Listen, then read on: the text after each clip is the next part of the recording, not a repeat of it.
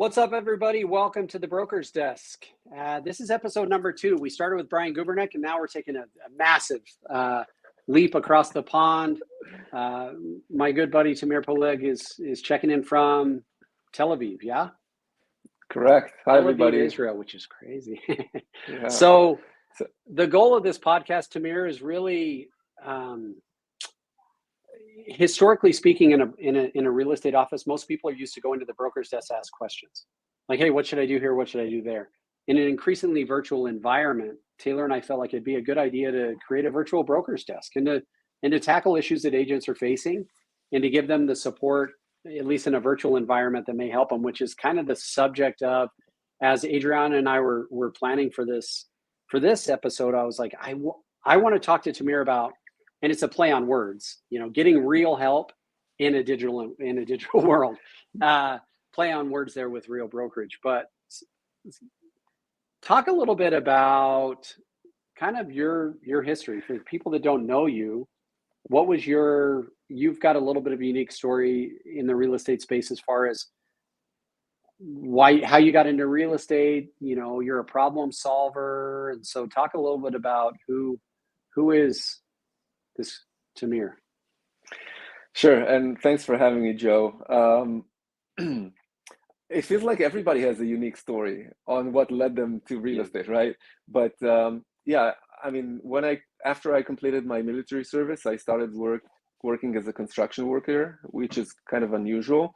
Spent about 2.5 years in construction, then got a degree in economics, then joined a startup in the year 2000, spent about 5 years with 2 different tech companies. And then in 2006, I went to Houston and started flipping homes, and then the market tanked, and I went heavily into multifamily investments when nobody else wanted to touch real estate in general. So I think I was kind of lucky, more than smart back then, and ended up selling that company in 2013. So in 2013, I found myself with a combination of technology experience, real estate background. I'm in love with real estate. This is the greatest industry in the world.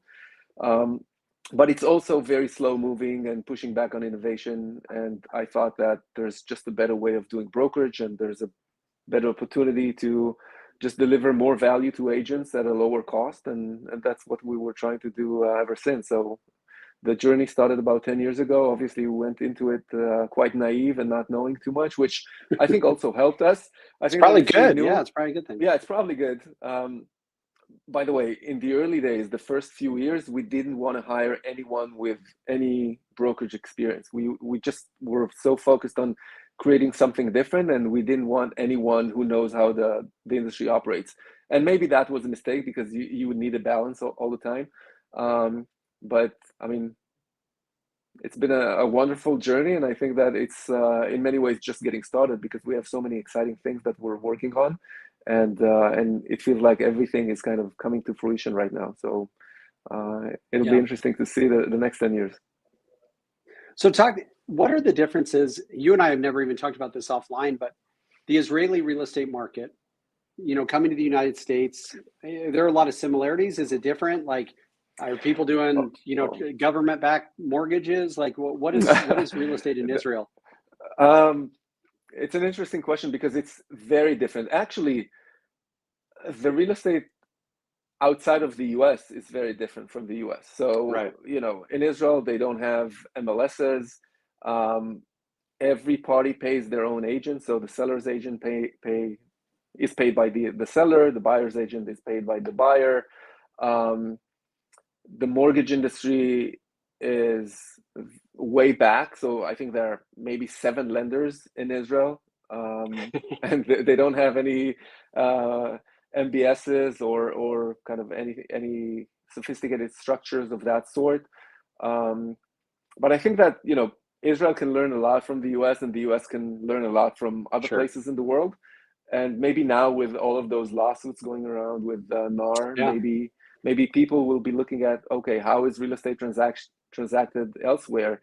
So I think that when you think about, or when you look at other countries, be it, France, the UK, Australia, all of a sudden you realize that, maybe it's not the end of the world if we change kind of the way payments are handled in the transaction.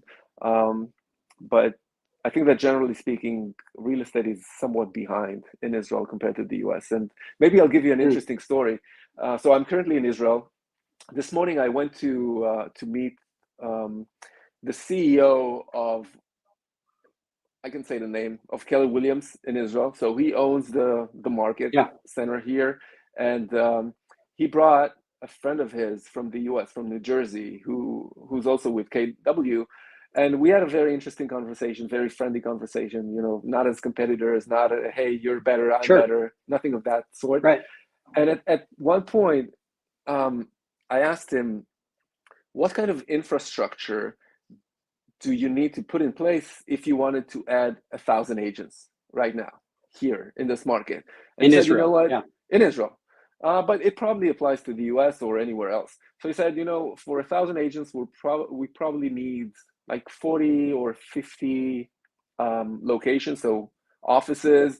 We need an average of 2.5 people per location. So we'll need to hire 100 people. It'll take us, I don't know, a couple of years to find those 50 locations, get them ready, all of that. Yeah. And then he asked me, like, what would it take real to add 1,000 agents? And I said, zero. We wouldn't even need to buy another server.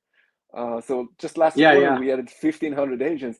And for him, I think that was a huge aha moment, because I think that at the end of the day, an office is just a way to deliver utilities to agents. And if you find a different way to deliver those services or utilities to agents, then maybe it can work and you don't have to go to an office. I think that if you think about work in general, and the major employers of the world right now, Twitter, Facebook, all of those companies were used in the past 3 years to work remotely. And it doesn't mean that people received less support or people were less productive.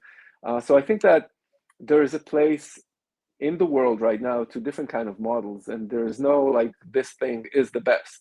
But it was an interesting conversation today, which I just saw how his eyes just opened immediately and said, okay, like this is mind-blowing to think that there's so much work needed to onboard 1,000 agents in this model versus that model. So what is something that your eyes have been open to? I know it's crazy because when you and I first met a little over 2 years ago, the company was at right around 2,000 agents. Now we have 12,000 agents. Canada was opening right when we came over, and now it's pretty much every province in Canada for the most part, and there's unique challenges there. Almost every state in the United States. So what's something that maybe you wish you could go back to Tamir 3 years ago and like, hey, bro, be ready for this? Like, what's something that maybe you weren't thinking of that has become an issue that you're finding solutions to, but maybe people aren't aware of? And because everybody now looks at EXP and then they look at Real and they go like, oh, cool. Well, yeah, I'm just going to do that. It's like, well, it's not really that easy.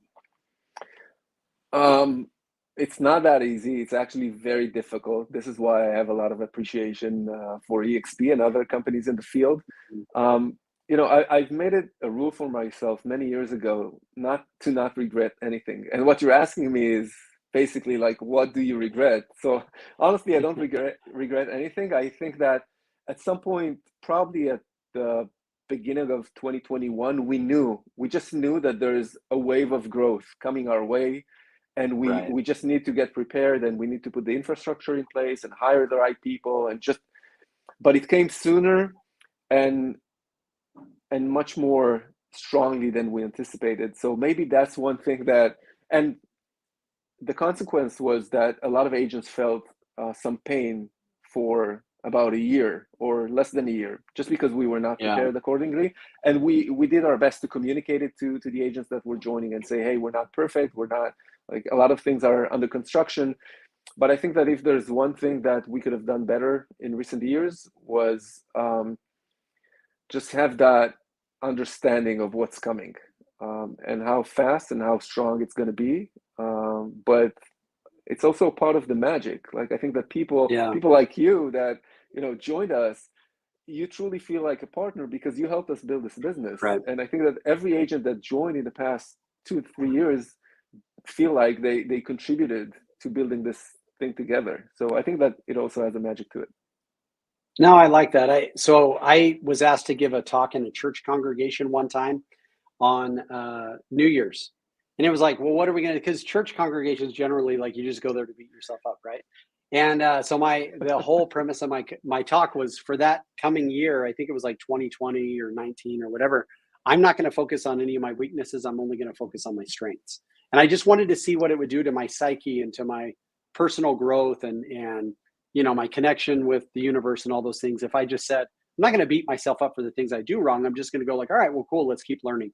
So what have been some of the best, like, what have you done right? Like looking back the last couple of years, what are you like, you know what, we really nailed that one. I've got a couple in mind for you, but I'm just curious what yours are when you look back and go like, we did this part right. So let me give you maybe a philosophical answer to that. I think that the one thing we did right, and we never strayed away from it. Like this was the North Star for us. It was always there when it came to financial decisions, when it came to difficult decisions, because sometimes you have to decide whether you're doing something for the benefit of the company, and sometimes it's for the benefit of the agents or the clients of the company. Right. I think that one thing that was always clear to us, to the team, to management, to investors, to our board, was that agents come first in this company. Agents always come first, and we always do what's best for the agents, because if you do what's best for the agents long term, you will benefit from that. And I think that that kind of long-term thinking, coupled with the agents are always in the center and we always do what's best for them, I think that that has led us to, taking the right turns, making the right decisions, providing maybe the right culture or the right sense of partnership with the agents. So I think that's one thing that at the end of the day, it trickles down to a lot of smaller decisions and product decisions, support decisions, business decisions, model. But when this is what's guiding you, I think it leads you to do what's right for the people that you serve. No, I love that. I'm a big Ted Lasso fan. I don't know if you've ever watched that show, but it's about a European soccer team. They bring over this American football coach. It's the whole thing. But they were playing in a lower league and then they get put up to the bigger league. And it's like the players they could acquire at this league weren't the players they could acquire at that league. So I look back and I go, I don't know what the conversation was, but when Pritesh came into the world, and I've said this before, like when Taylor and I met you, it was amazing, right? And then we met Pritesh and we were like, dude, he knows what he's doing. So like Pritesh was one of those early stage individuals that you brought in to where not only did we give Pritesh the credit for just being like he's an awesome person and he builds amazing things, but it also gave us a lot of confidence in you as a leader that you could attract that type of person into your world. So early stage Pritesh, and then later stage, I think Sharon was a big, you and I had some conversations with you. I didn't even know who he was, but I'm not as much of an industry insider as some real estate guys in my position would be. I pretty much stay in my own lane and do my own thing. And then I met Sharon, and then now I've gotten to know him really well. I'm like, man. So talk a little bit about those guys, and I know there's a handful of others as well, but the talent that you bring in your role is super important to advance that North Star of increasing the quality and the lives of the agents. So Pritesh, Sharon, and everybody else, I mean, what has talent acquisition meant to you? Yeah, I think that, naturally you have more interactions with people that are in management or leadership positions, but I think that at Real, we have so many amazing people, and some of them have been here for many years. I mean, you're probably familiar with Joel, for example, from the onboarding team. Joel has been here for, I think, 6 years. Yeah. So I think that people always ask me, like, what are you good at? And I tell them, I'm not a good manager. I'm not like, I don't think that there's anything I'm exceptionally good at. The only thing that I am truly good at is understanding people and spotting talent. I think that this is kind of my forte, and that's maybe what I bring to the company. So, by the way, you mentioned Sharon. I also didn't know Sharon beforehand. I didn't know what kind of a big deal he was and how influential he was. We were introduced through a third party. And from the very first conversation, I sensed that he had this amazing balance between really strong knowledge and a huge heart. And this is exactly what real is. Like real is an amazing combination of logic and heart. And before I even knew who he was, I said, okay, this is someone I want to partner up with. Same goes for Pritesh. I mean, Pritesh is, in my eyes, the most outstanding tech person in the real estate space. I mean, just put him in front of anyone else, he's better. So I think that at the end of the day, it's your ability to look at someone and say, okay, that person has what it takes from a professional perspective, but also from an emotional quality perspective. And this is a person I would like to build something with and partner now for 10, 20, 30 years. And I'll add one more layer to it. Because Real is growing so rapidly, you have to find people that are resilient, people that can evolve over time, because the company a year ago is very different from the company today, and the company in a year from now will be very, and you need to find those individuals that are able to evolve and adapt. And we have hired in the past people that were great for a certain phase, but then a year later, the company is like 4 times bigger, and they could no longer perform just because the change was so rapid. So you have to count on the fact that everybody at Real are people that can move extremely fast and evolve into roles that are getting bigger and bigger every day, actually. And I mean, we should give them a lot of credit for that. Well, and I think 100%, and I think you deserve a lot of credit. You also deserve some grace. And I know you don't enjoy talking about yourself. There were hires along the way that are not still with the company. And I saw this Instagram meme, and I literally shared it with my kids, because it said, one of the things I didn't realize when I was a kid is I was watching my parents grow up too. And it's like, you're the CEO of a publicly traded real estate company. Every decision you make should be the greatest decision ever made. And they should never, I mean, there should never be a time where anyone's brought in that for some reason doesn't work out in the long run. But I think there is that,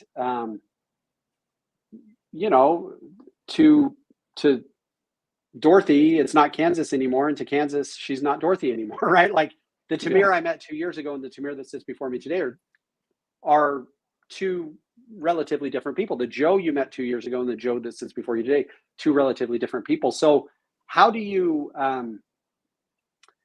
I think for anyone growing a team, needing a broker, a licensed broker, needing an assistant, how do you find people who are talented with a propensity to growth? Like, how is that? And it's maybe a little bit hard to define, but you obviously now look for people that you're like, okay, they're great now and they will be great in the future.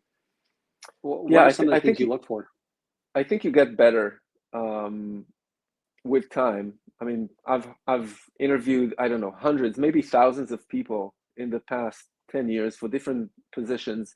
I think I gotten better. Obviously, I made a lot of mistakes over time. And, the thing with being publicly traded is that there's a spotlight all the time on you. So every new executive hire is announced. And when they leave, you have to announce it as well.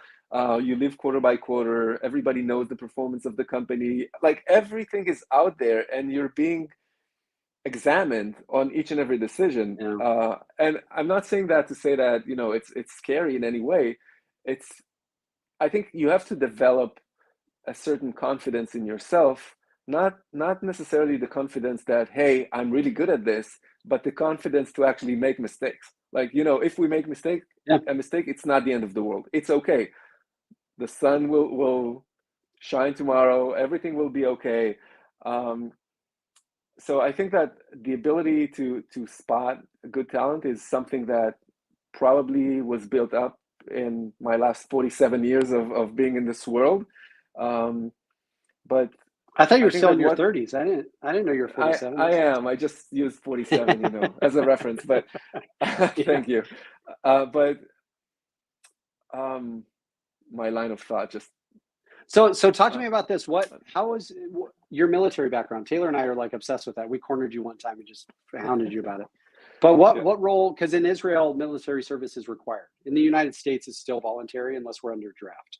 So, like, what role did your military background play? Because you had leadership experience there. Like, Yeah. uniquely, like 2 years ago when we came over to Real, we weren't at war. Like the market was great. Interest rates were like 0%, right? Now we're in a 7% interest rate market. Agents are struggling like they never have before.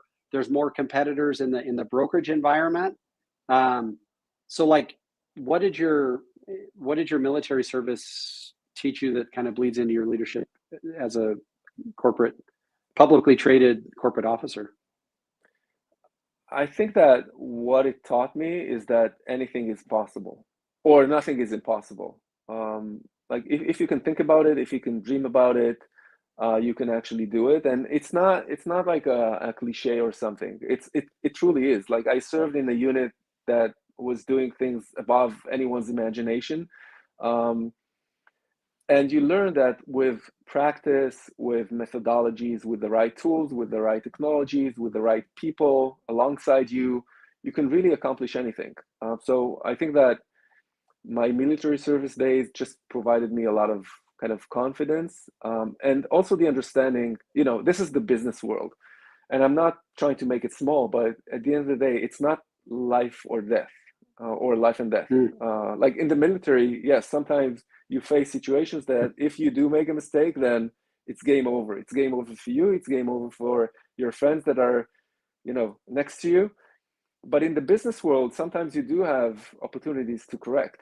And maybe it boils down to a financial loss, but nobody will lose their lives or, an arm or a leg.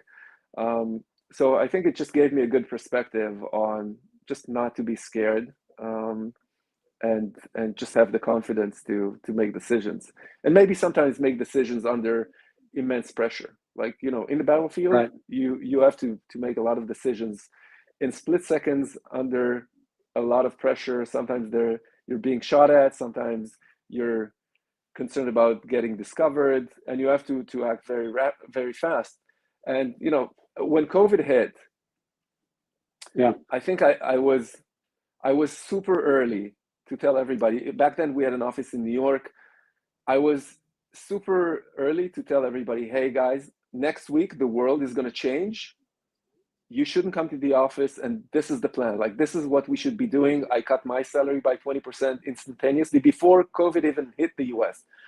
So I think we reacted very well to it. And maybe that has to do with, the ability to predict situations in the battlefield. So you've got a unique responsibility in that you report to a board, a corporate board, a publicly traded company. You talk to really high level operators, and solo agents in random states across the United States and provinces of Canada look to you for your advice. So how do you like we could get super tactical, but from a 30,000 foot view, like how do you switch hats? Because there is that, when you're talking board about 30,000 foot view global real estate economics, and when you're talking to an agent who just needs to put some deals together so that they can pay their house payment, the conversation's a little bit different. I'll answer that question, but let me tell you a story. When we were super tiny, we were a private company. We were valued at, I don't know, $15 million. There were always other tech companies that my investors invested in that I was looking up to. And those folks were, they just raised that $300 million valuation, 500 million. This company went public.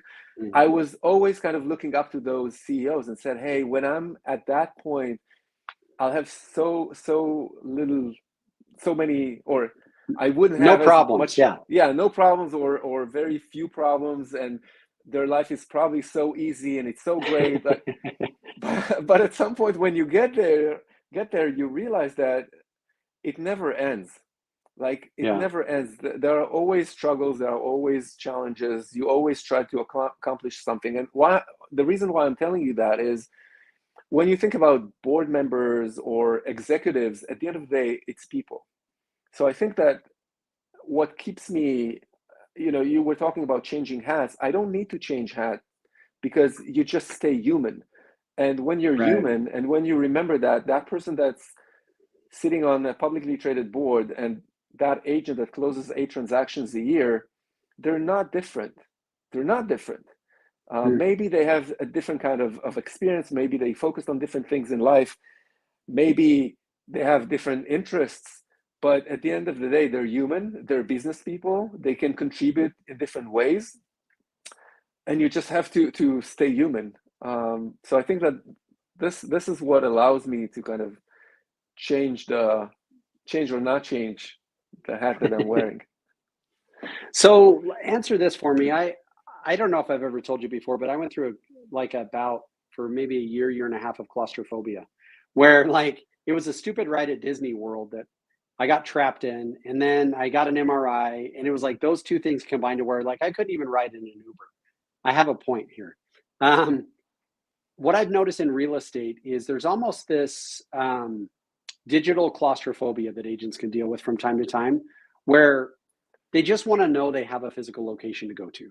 And so, like Taylor and I have kept our brick and mortar open in Las Vegas so that an agent can just bring a client in and meet in our conference room, or agents visiting from other cities can, they have a place to call home. How what is it that agents don't understand about the digital environment in real estate that actually can solve their problems? Because as you mentioned, historically, it's kind of the wise sage sitting in the corner that answers all of the problems. There's much better ways to do it than the traditional brick and mortar office. So what are some of the things that maybe agents don't understand about a digital brokerage that actually can solve some of the problems they face on a day-to-day basis? I think that on a high level, I think that the next couple of years will be a transitory period in our industry. Like in 20 years from now, most agents will be connected or affiliated with non-brick and mortar models. What's happening Right. right now, it's not necessarily what's going to happen in the future.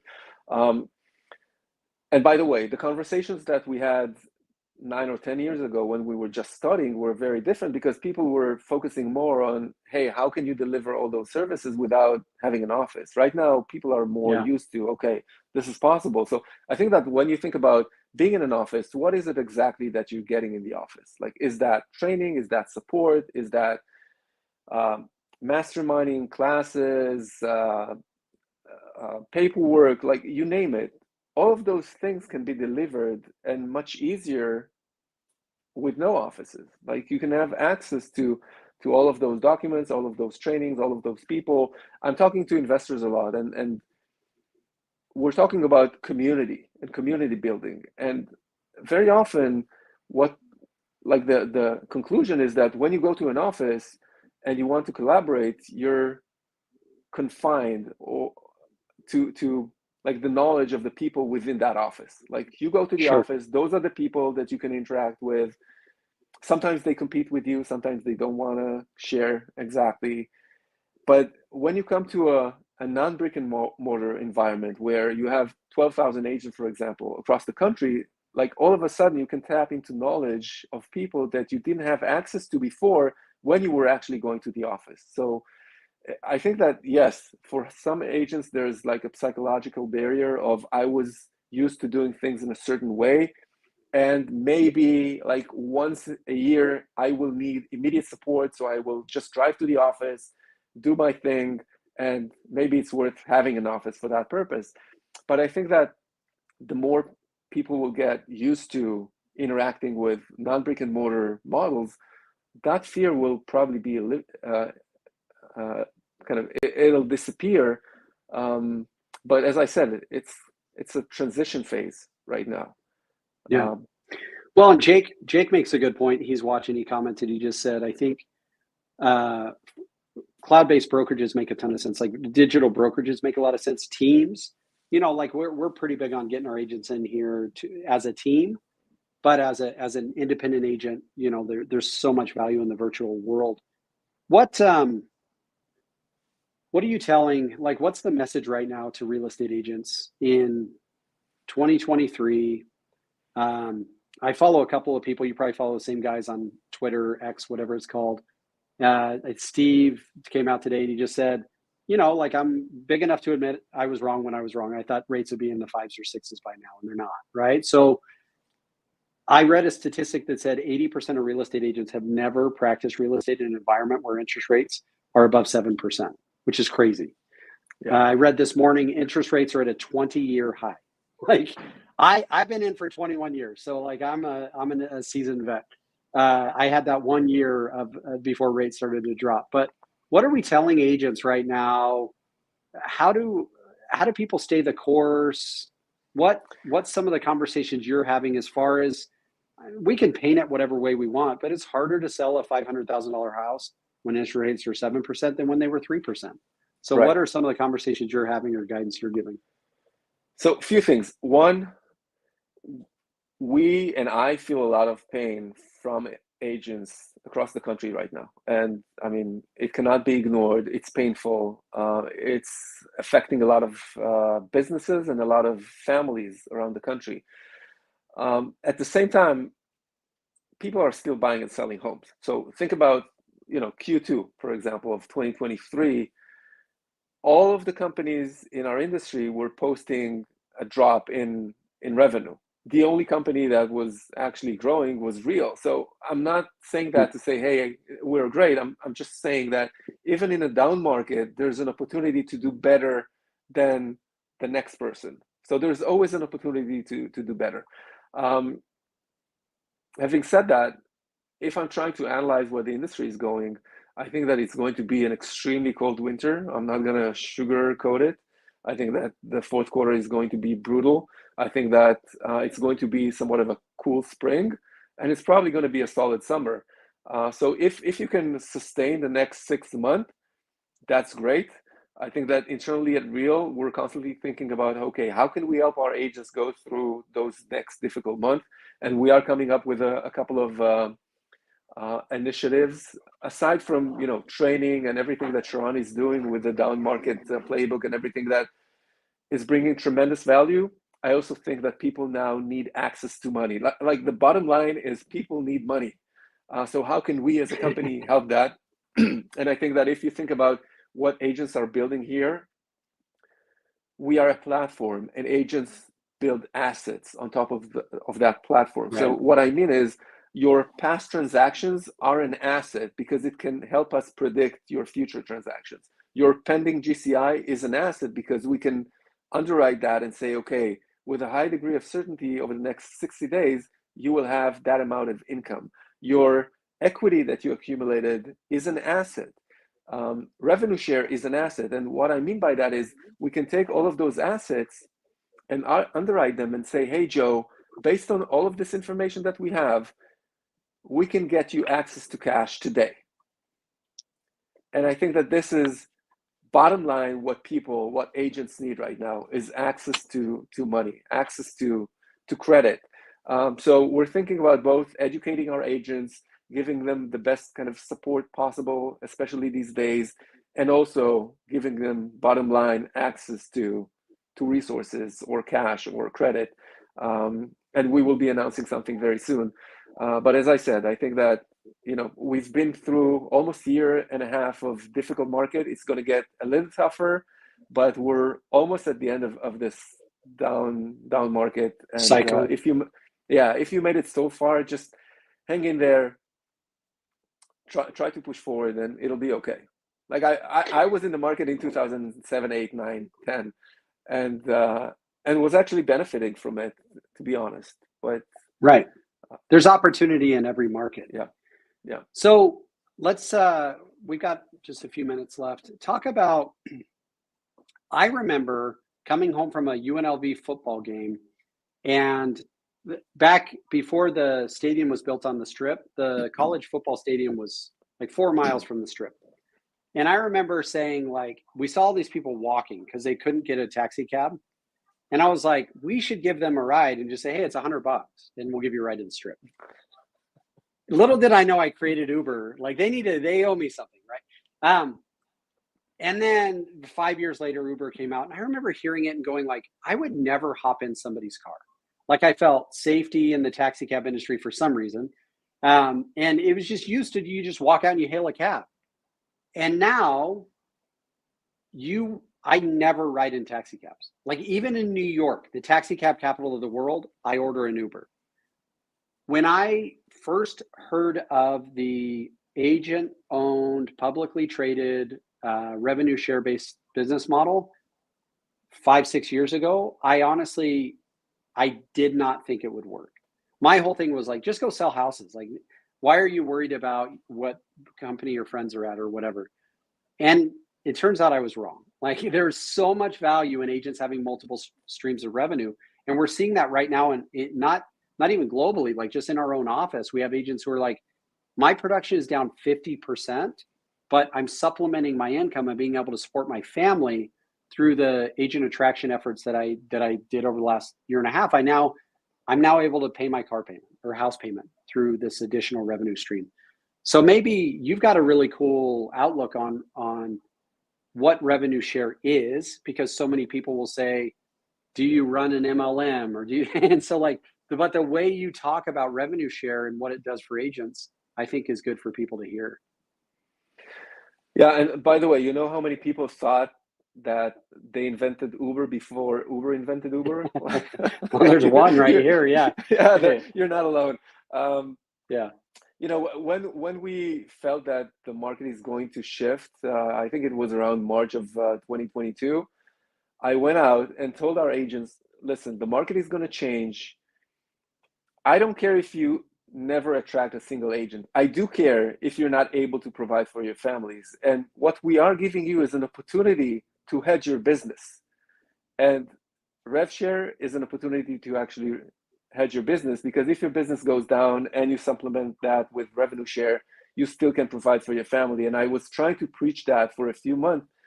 I mean, hopefully a few agents listened to me, but at the end of the day, revenue share is not about attracting others. It's not about growing the company. It's about helping yourself in good times and in bad times. It's again, it's an asset that you're building, and I think that now more than ever, people understand how important it is not to put all of the eggs into one basket. So at Real, you can have revenue share, you can have the equity that you're accumulating, you can be a part of the title JV and just make money out of title services as well. I think that those market conditions demonstrate why you need to have multiple streams of income, because it's not about pride. It's not about, hey, I don't want to be salesy and reach out to people and tell them to come to the company that I'm with. It's about being responsible with your business and with your family even, and just being at a place where you have that opportunity. I think you have to take advantage of it, and hopefully more people will. And I don't care if people will never attract a single agent to the company. I just want them to not hurt so much when the market is down. That I remember the first time you and I met in person was Inman 2 years ago. It would have been like June or July. And I don't even know if you remember this. So we went, there was the Battle of the Brokerages. And then that night there was like a get together for real agents. And I remember the comment you made to me is like, how do we help these agents provide for their families? And that was where your mindset was at amidst the Las Vegas Strip and all the big things happening. Um, what does real look like in 2 years? Like what, and we can kind of end on this, like where is this company in 2 years? There's increasing numbers of companies looking at the agent owned revenue share model, and they're trying to tweak it and do different things. What does this company look like in 2 years? When we 2025, when I'm in Israel and we're like walking the streets, like what are we talking about that's been accomplished in the last from 2023 to 2025? I think we're entering the most exciting 2 years in the company's life, just because of all of the things that we're working on, especially on the technology side. I think that in 2 years, people will understand like the huge difference that Real has built over other brokerages, both in the offering to agents and the offering to our agents' clients, or mainly buyers. right now. So I think that, right now technology doesn't really play a significant role when agents try to choose whether to go with that brokerage or this brokerage. I think that in 2 years, Real will have a game-changing technology to offer both the agents and our agents' clients. And, for me, at the end of the day, we continue to do things that are for our agents and build more and more tools for them. But I also think that if you truly care about your agents, you have to care about their clients. And how can we give you and give every agent at Real something that will position them in a way that every consumer will want to work with them? Because if you work with a Real agent, you have access to this technology that's a game changer in the home buying journey or experience. And I Right. think that in 2 years, everybody will understand that. But I think that the next 2 years are just going to be filled with a lot of innovation and things that are just going to blow people's mind on how is this even possible at a brokerage. And it'll probably start in October when we announce something big that we've been working on at Rise, our annual conference. I think that at that point, people will understand, okay, this company truly thinks differently, and we have capabilities that nobody else can achieve just because we own the technology that we use. So, aside from Leo, that's exciting, and Leo will continue to grow, and very soon Leo will be able to pre-qualify people for mortgages and other stuff. I think that very soon people will be just excited about what we're building on the tech side. Well, I hope people picked up on the nuance there. If I know anything about Tamir, it is very simply this. He did not refer to improving the lives of agents and consumers. The way he talked about the real estate consumer is that those consumers are the clients of his agents. And I think that that's such an important distinction to make. And it's one of the things I love about our relationship, about you as a leader, is there's so much insecurity on behalf of the agent that companies with technology are going to use it to replace them. And I think let's kind of end on this. For you, it's not about replacing the agent, it's about enhancing the agent. And why is that such an important element? Because you could say, oh, we really hope to help agents and we hope to go direct to consumer. But for you, getting to the consumer is always through the lives of your agents. So if we go back to what I said at the beginning of the conversation, when you asked me what am I good at, and I said the only thing I'm probably good at is understanding people, it's extremely clear to me that as long as it's humans that are buying and selling homes, they should be assisted by other humans. So I have no doubt that agents are here to stay. And just because of the human element, even, when you think about technology can probably replace most of the actions that agents are performing during a transaction. But it should work for the agents, not to replace the agents, just because there's such a strong emotional and human component in a home, in buying a home. And I think that will never go away. 100%. Well, grateful for you. Grateful you took the time to sit down with us, guys. Listen to this podcast. Tamir is always available, at least on social media. So he's a great follow.